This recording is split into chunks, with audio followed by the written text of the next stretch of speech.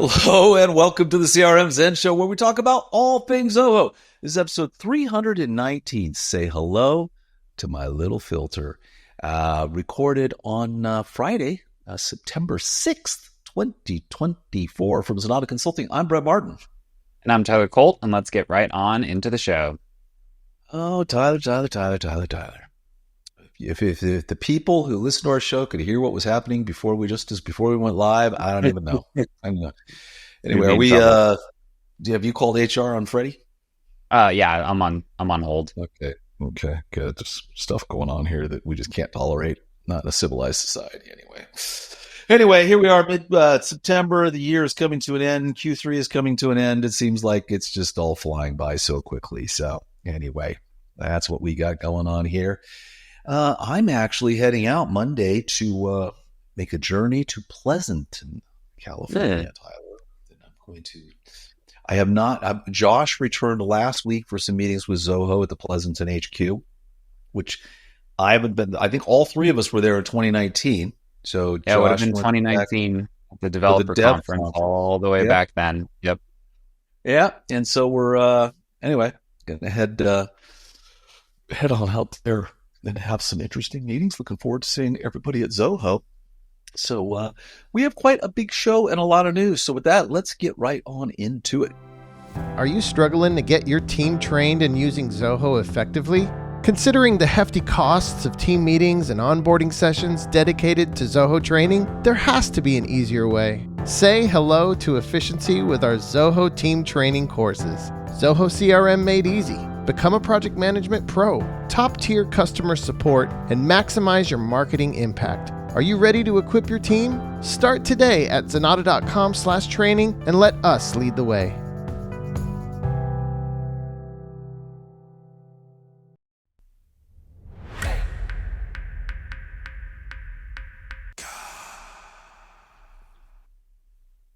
That was a very mellow commercial. I know I've seen that before, but Freddie's he's just chilling, Go in there, get your team trained, let us lead the way. I tell you, Freddie, your dulcet tones that keep me going.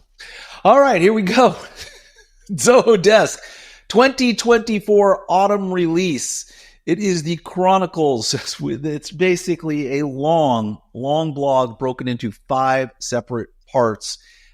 Basically, Zoho Desk has made a whole bunch of changes here, everywhere from ticket management to self-service, data management, automation, ZIA, instant messaging, integration, ASAP, developer space, SDK, and the mobile experience. Again, this is split over 5 blogs. We're just going to kind of touch on the highlights. This first blog takes us through, I think, all the way through to automation. Yes, the next one picks up in automation. So ticket management, self-service, and data management are what we are covering here. Anything that jumped out at you, Tyler, or are we going to spend just the rest of the show on? There's a few little minor ones here. I think some of these we've covered in previous episodes, but some of them we haven't. Okay. They've added into comments and threads. That is kind of nice. There are cases where, especially if that can be done via API, we actually do have some customers that have call it unique instructions for certain clients. And you could run a little script that would grab those instructions and then pin them to every ticket under that client. So again, kind of niche, but I can actually think of a few people off the top of my head that would love that. One that we did touch on maybe a few weeks back is being able to update a status while you're sending a reply.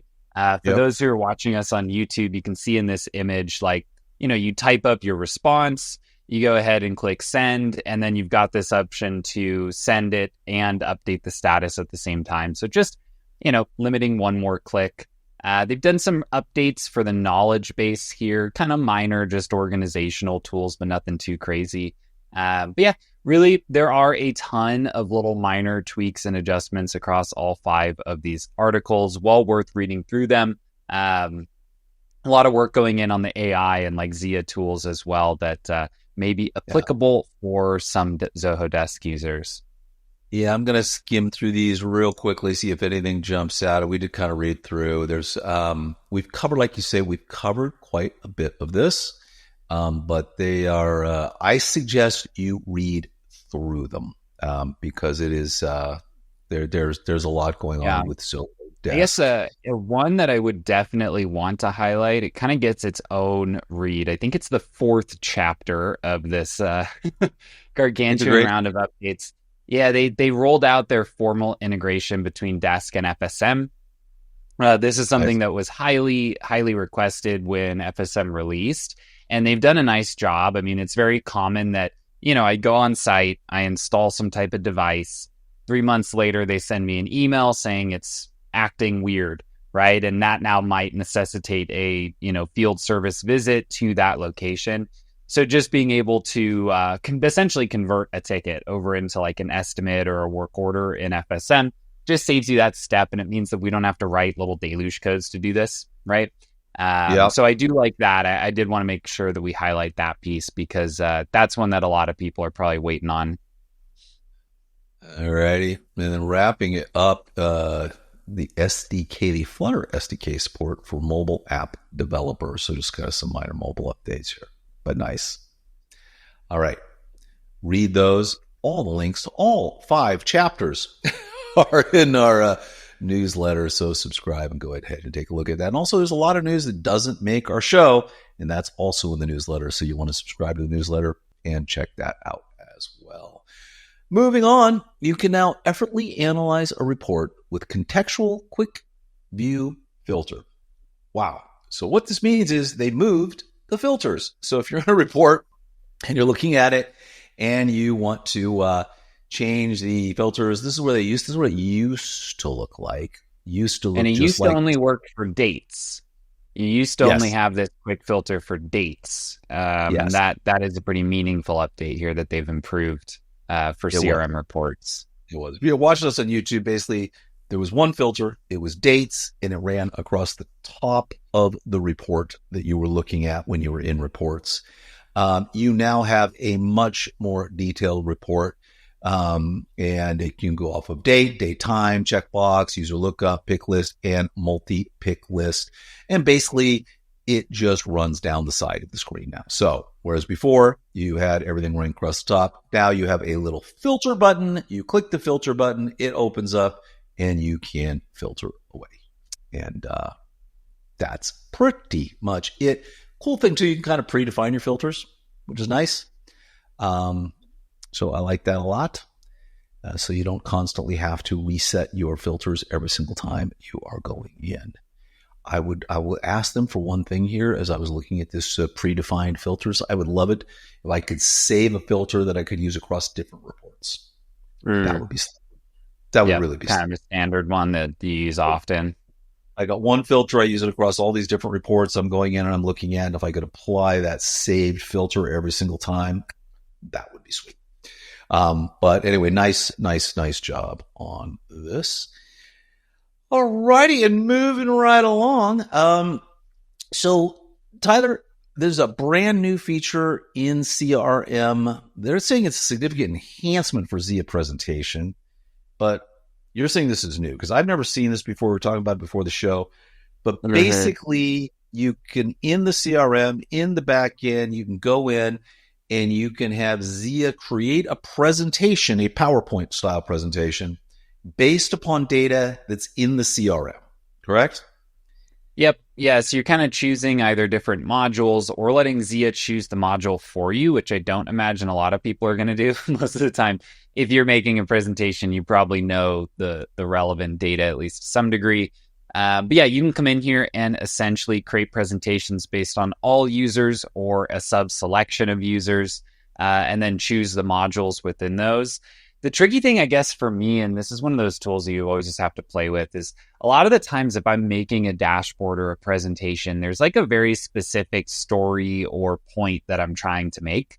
And I don't really know if Zia would be able to guess that, right? Like if you were to say, give me a presentation about deals, there are so many different things that could be going on in the deals module that it's going to choose to do.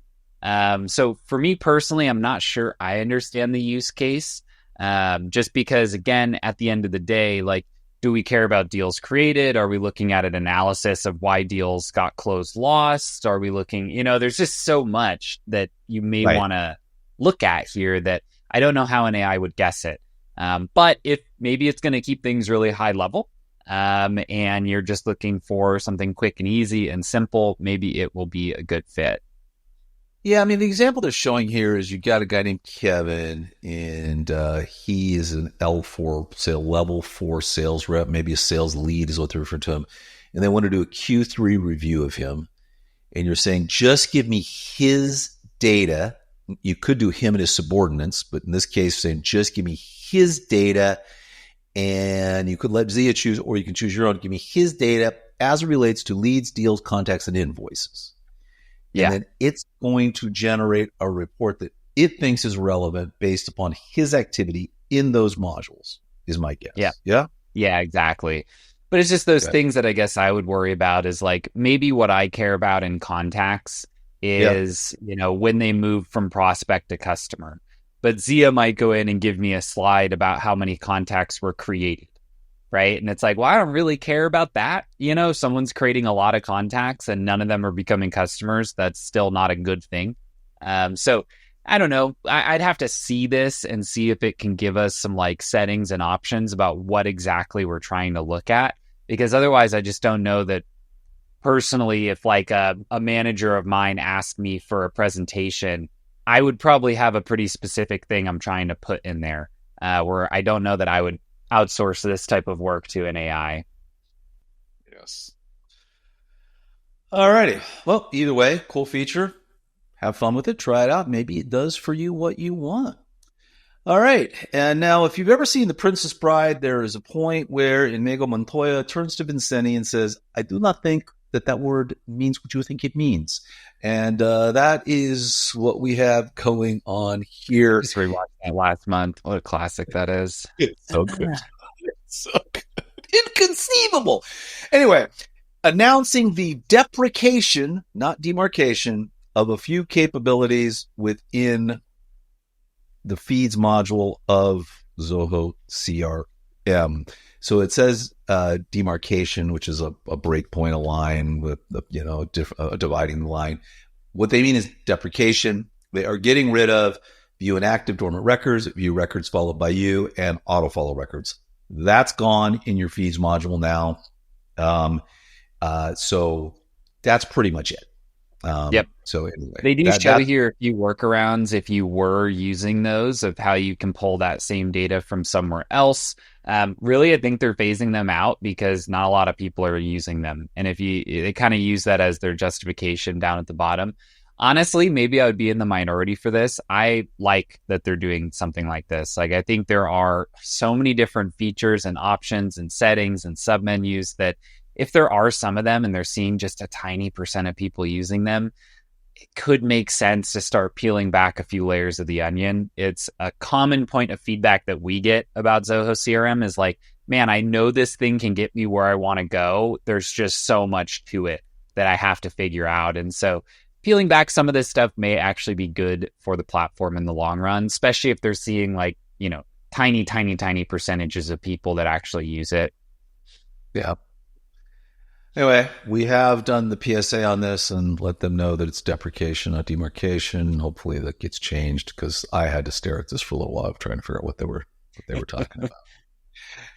Anyway, and moving right along with the news. Hey, FSM now has its, not only does it have nice desk integration, but it now has its own module for recording payments and invoices.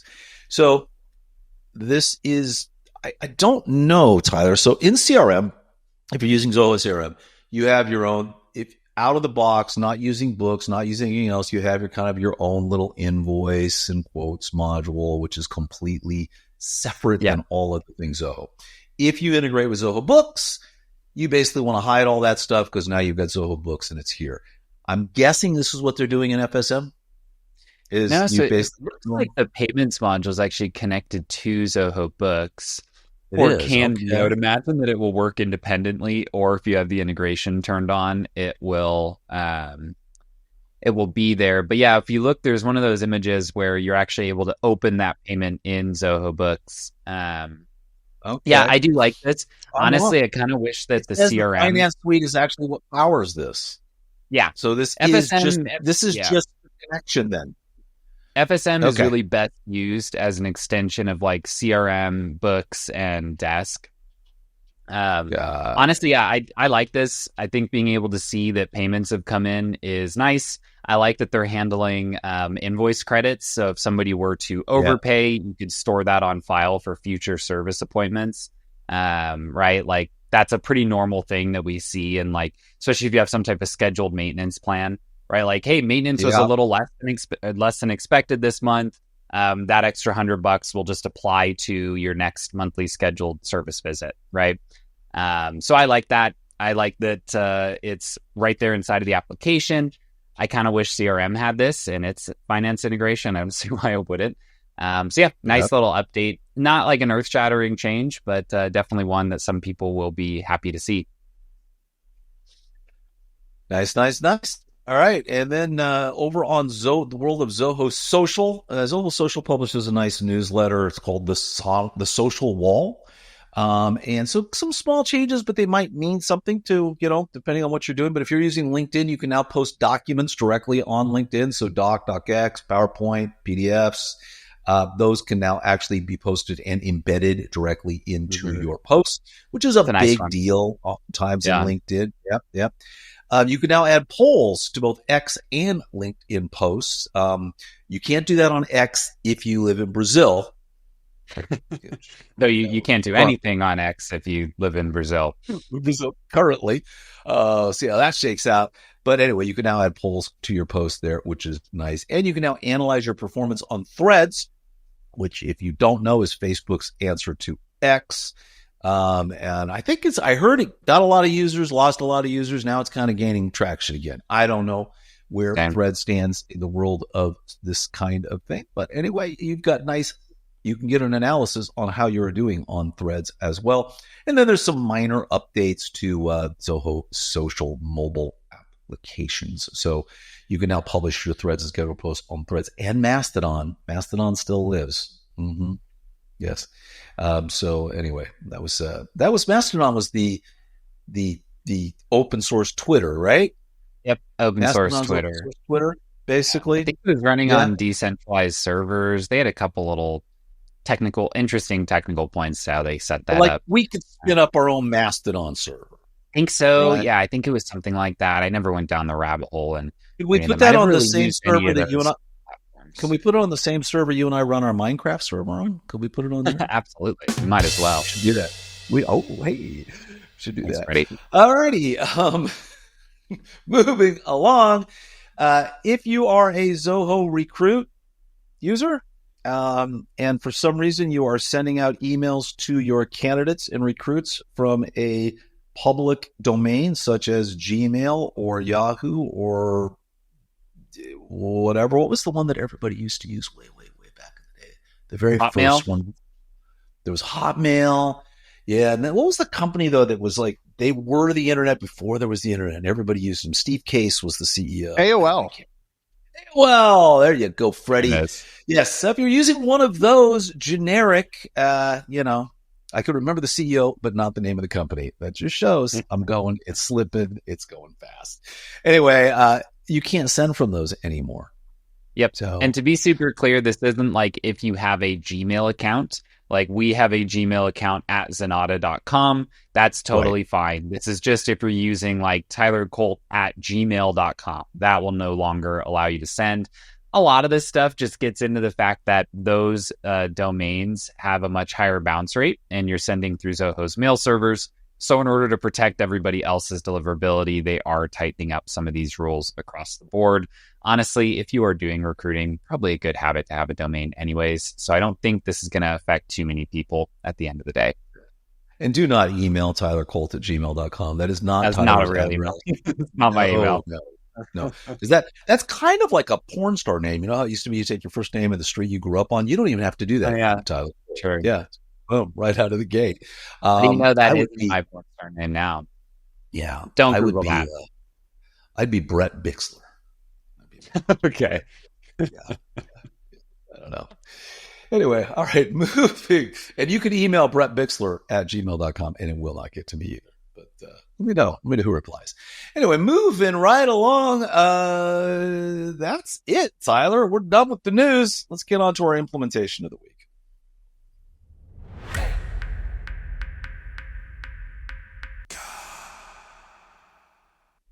All right, so implementation this week comes from Landon and Renato on the Zenatta team, and this is just automated delivery of price lists to dealers and distributors. So in this case, we're working with a client who sells primarily through dealers and distributors of their product, not direct to customer. And a lot of those different customers that they're selling through are going to have different price lists based on kind of the category that they are in. That could be a certain industry that they serve, a certain company size, a certain purchasing volume. They're being categorized across many different axes. And within CRM, we've created these various price lists and also set up automation to create spreadsheet versions that are stored in work drives so they can be delivered externally to clients. This is the type of industry where price lists kind of change often. So we did want to make an easy mechanism for delivering the updated price list out to the various dealers and distributors based on the category that is applicable for them. So what we did is set up a quick little custom button that when we press it in a CRM account record, it'll determine the appropriate price list and link it to that record. Then it will send out the spreadsheet version of that list directly to the primary contact on file, again, all based on that category. Now, in this case, we're doing it using a button. This could also be done kind of en masse, like anytime an update to a price list occurs, mail it out to all of those people. They just sometimes give people some grace period of like kind of while they're transitioning. So we didn't want to immediately send it out to everybody. But at the end of the day, nice thing here is that all of the accounts will automatically get the appropriate price list and we can easily deliver that out to the customer whenever we need to. So yeah, great job to Landon and Renato. This is one that is super useful for those types of businesses that sell via price list. Very, very slick. Very, very nice. All righty. Well, let's head on over to Club Zenatta, Tyler, and check out our code share of the week.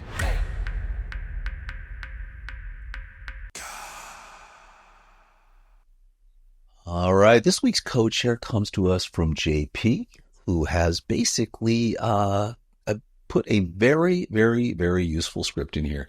So let's say you have a bunch of attachments that are living in various contacts, those contacts associated with an account, and you'd like to roll up all of the attachments into the account. Well, one way you could do it is download them all one by one by one, or you could run this script and it will do it for you.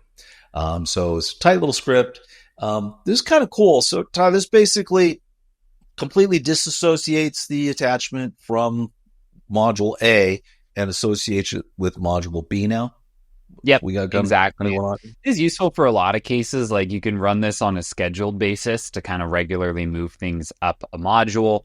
Another common use case for this is, let's say that a contact fills out a form and we attach that completed form to the contact in CRM. A lot of the times we'll just auto transfer it to the account if that's appropriate or relevant. Same with like deals and things like that. So there's just a lot of cases where you might get a file in via a certain module, but want to aggregate them elsewhere. The one thing I will highlight here is just that make sure that as you're doing this, you do implement the portion that removes it from where it originally was in module A. CRM attachment storage, you can hit your limit there, and it's not a great deal to increase it. Oftentimes people end up moving to work drive when that happens, but just make sure that you do implement that piece as well, because you don't want to have double the file size for all these various attachments that you're keeping around. And this isn't a simple case of I'm just doing a record association change. This is actually I'm downloading it, uploading it, and deleting it. Yeah? Yep, exactly. That's how you have to do it. There's no change of lookup. Very cool. Very cool. Anyway, nice job, JP. It's all here. So take a look at that. If that's something you need to get done, we hope you find it useful. And if you don't know, we would love it if you would head over to club.zenatta.com. Club Zenatta is our online community where like-minded Zoho individuals get together and talk about their Zoho successes, things they're having trouble with, things they'd like some help with, and other members in our community help them. Last week, we have hit our 2,000 1,000th member of the community. We want to thank everybody for their support. And so anyway, check it out. It's also where all our code shares are kept. People drop things they notice in here. You notice things all the time. I was going to talk about things we noticed was the entire change of the report filtering, but guess what? Yep. They did a nice blog on it. We also, now we're back. We got the news in real time. So basically, we start tracking all of the news in real time as we're going to talk about it on the show, and it all ends up in here as well. If you got some questions for Azaz, drop them in here, and we will get to them as well. So a lot of cool things. Please head over to club.zenatta.com. All we ask for is your email, and you will be a member. There you go. That's Club Zenatta. Now with that, let's head over to our website, zenatta.com, and see what we've got going on over there.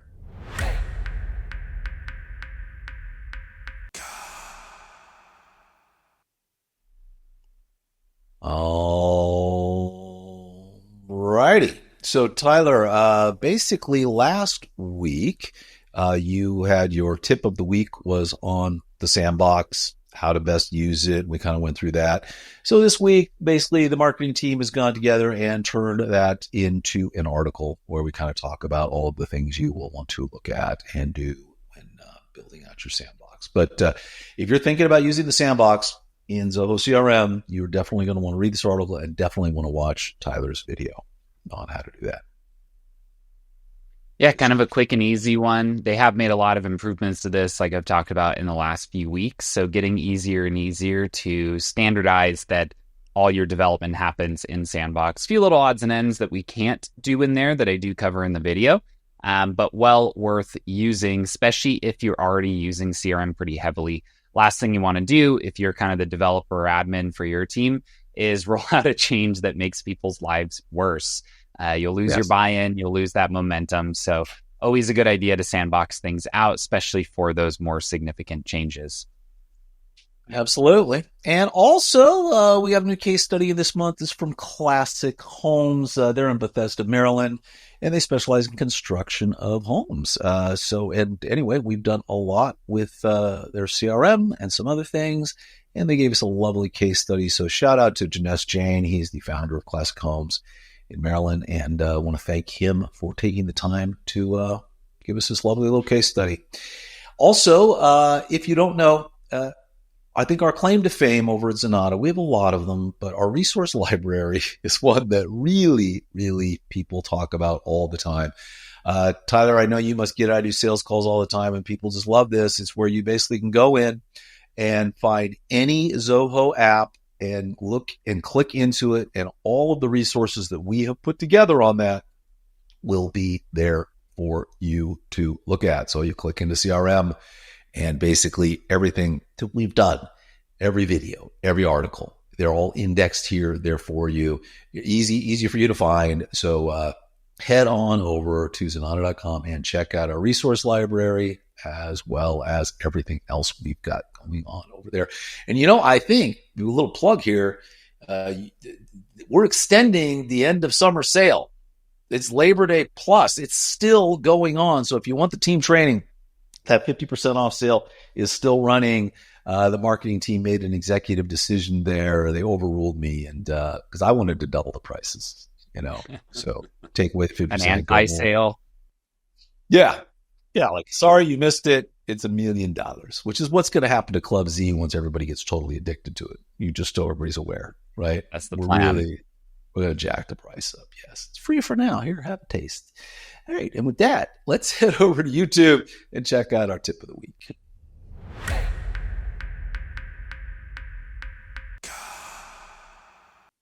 Tyler, you are back at work at it once again, this time with Zoho project workflow and automations. So, powerful things.